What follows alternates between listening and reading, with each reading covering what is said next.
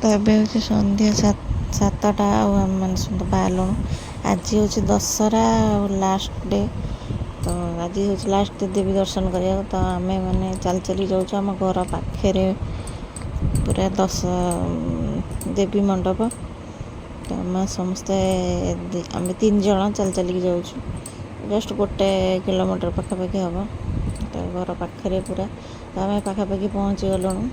ତ ରାସ୍ତା ଟିକେ ହାଲକା ବର୍ଷା ବି ହେଉଛି, କିନ୍ତୁ ଲୋକ ଭିଡ଼ ମାନେ ରାସ୍ତା ସାରା ଭିଡ଼ ପ୍ରବଳ ଚାଲିଲାଣି। ଧୀରେ ଧୀରେ ବଢ଼ିଗଲାଣି ଭିଡ଼। ଆଉ ଲୋକ ଚାଲି ଘର ପାଖ ତ ଚାଲି ଯିବା ଆସିବା କରୁଛନ୍ତି।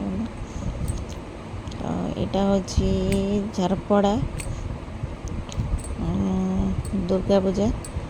ତ ଆମେ ଆସିକିରି ପହଞ୍ଚି ଗଲୁଣୁ ପାଖରେ। ଆଉ ଭିଡ଼ ଦେଖନ୍ତୁ, ପୁରା 7:30 ବାଜିଛି ଆଉ ଏବେ ଏତେ ଭିଡ଼। ତ ଆଗକୁ ମାନେ ଜବର ଭିଡ଼ ହେବ। ତ ଭିଡ଼ ଭିତରେ ଆମେ ଦର୍ଶନ ସପ୍ତମୀ ଦିନ କରିଦେଇଥିଲୁ, ତ ଭିତରକୁ ଆଉ ଗଲୁନି।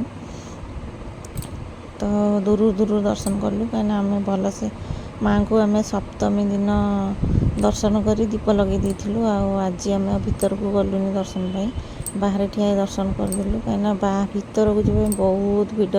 ତା ଭିତରକୁ କେତେ ଭିଡ଼, ପଶି ହେଉନି ତା ଭିତରକୁ। ତ ଆମେ ଟିକେ ବାହାରୁ ଦର୍ଶନ କରିଦେଲୁ।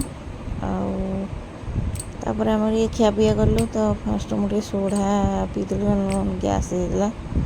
ତ ତାପରେ ଝିଅ କହିଲା ଆମେ ଦୋସା ଖାଇବା। ତ ଫାଷ୍ଟ ମସଲା ଦୋସା ଗୋଟେ ଖାଇଲୁ।